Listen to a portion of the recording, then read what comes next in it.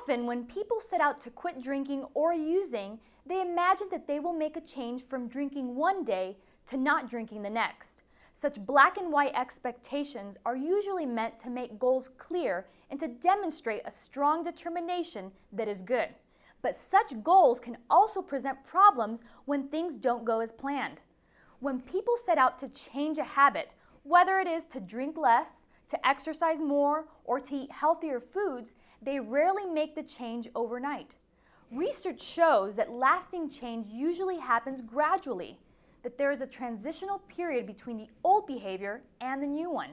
In other words, for many people who want to quit drinking or using, backsliding is often a part of the process.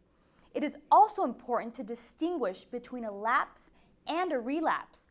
A lapse is a brief period of drinking or using, and a relapse is a much more extended period. Neither a lapse nor a relapse makes you a failure, especially if you use it as a learning experience. If you have a lapse or a relapse, ask yourself, what happened? What was the trigger?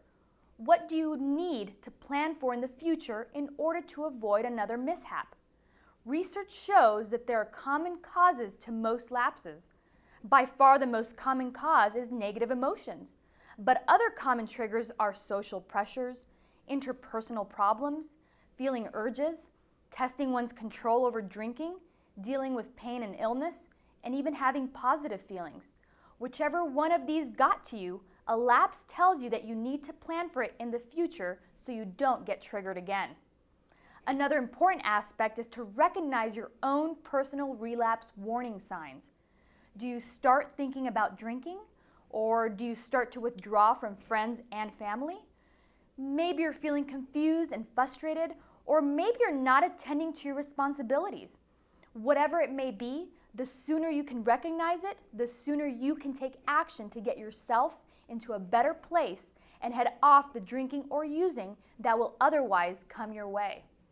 Finally, you should have a plan in place to deal with lapses if and when they happen.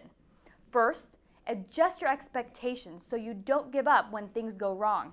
Second, have a plan, both for when you feel like you might lapse and when you do. Third, make sure your plan isn't just about not drinking or using. One reason people relapse is because they haven't thought enough about the sober life they want to live. Relapse prevention is about realistic expectations, always improving your change plan and keeping your focus on your goals. If you can do that, lasting positive change can be yours.